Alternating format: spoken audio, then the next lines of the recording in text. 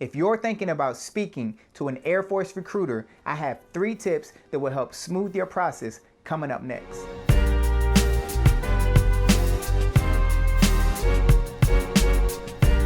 Hey everybody, welcome to my channel. Real quick, my name is Jody with a Y, and I created this channel as a research tool for those of you who are interested in joining the Air Force. If you're thinking about calling a recruiter, this video will give you 3 tips to ensure that process goes as smoothly as possible. Here we go with my number 1 tip.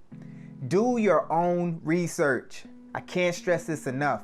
Not only will this help your recruiter provide you the best customer service, but it will also show your recruiter that you're serious about your future. Look, these appointments can take anywhere from 30 minutes to 2 hours, depending on how much research you've conducted.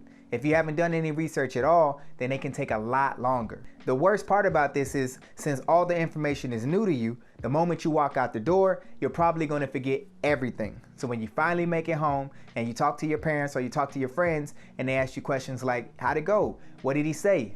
You're probably going to be like, I don't know. A recruiter will subconsciously put more focus and energy into an applicant that's more prepared and asks good questions. And this will ultimately help the applicant move through the process more quickly and with more control. If you're looking for good places to do your research, you can come here, or you can go to places like airforce.com or thebalance.com. They are really good websites to conduct research. My second tip is understand the process. When you set an appointment with a recruiter, you're not going to basic training the next day.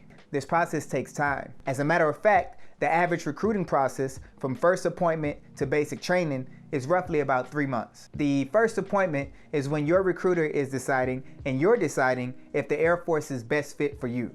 So expect a bunch of questions and also expect a practice ASVAB test or an Armed Services Vocational Aptitude Battery test if you haven't already taken one. Your responses to those questions and the score of your practice ASVAB are very critical in deciding what the next steps are. If everything looks good and you decide to move forward in the process, at that point, your recruiter is going to give you an application. This application can either be paper or it could be a website link which you can complete at home. This application is very extensive and very thorough, so a recruiter will usually give you about 3 to 5 days to complete it. Then they will schedule a follow-up appointment and try to get you scheduled for a real ASVAB and a MEPS or Military Interest Processing Station physical. And when I say physical, I don't mean like a PT test or some kind of workout. What I mean is a full body exam in which a doctor will look you over to ensure that you're fit for military service. The ASVAB and the physical combined are how we determine what your job qualifications are for the Air Force. Once you finish up with everything at MEPS, at the end of the day, you're going to swear into the delayed entry program and then you're going to come home. While in the delayed entry program, you're going to meet with your recruiter once a month, and this time will be used to ensure that there haven't been any changes since MEPS, and furthermore, this time will be used to help you prepare for basic training. Also, while you're in the depth, your recruiter and the Air Force are trying to find you a job based off of your job preferences that you listed while at MEPS. So you will find out your job and your basic training date at the same time. Eventually, you'll go to basic training. Basic training is about 8.5 weeks, and I highly recommend you do some research before you go to know what to expect. After you complete basic training, you'll go into your technical training or tech school, and that ranges anywhere from 4 to 52 weeks depending on your job. After you complete tech school, you're going to go to a location, whether it be stateside or overseas, where you'll perform your job for the next 4 to 6 years. Which brings me to my last point. Don't be job locked. Ask yourself this. If you went into Google seeking employment with no experience, would you demand they let you work as cybersecurity? Or would you go to your local hospital and demand they let you work as an X-ray technician with no experience? Look, the Air Force has tons of jobs, but there's no guarantee that you're going to be able to get your number 1 pick. When you go to MEPS, based off of your ASVAB and physical, most recruiters will require you to list 7 to 10 jobs. When listing these jobs, you have to make sure that everything you put on that list, you'd be okay doing. Because the moment you put a job on that list, at that time, the Air Force can look at your list and match you to any job on it. There are ways to have more control over your job selection. Certain jobs like linguist, air traffic controller, broadcast journalist, computer systems programmer, and scientific application specialist, they require additional testing and a higher ASVAB score. Because the standards are higher, there's not a lot of people who qualify for these jobs. So if you can qualify for these jobs, you're almost guaranteed that you're going to get selected to do one of them.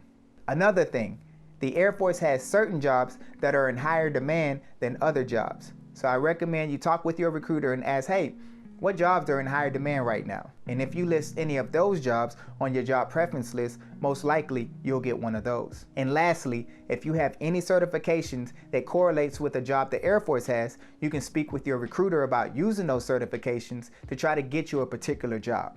But if you're not willing to do additional testing, list jobs in higher demand, or if you don't have any certifications, you're in no position to demand your recruiter get you your #1 job pick. It really comes down to what you listed and what the Air Force needs at that time.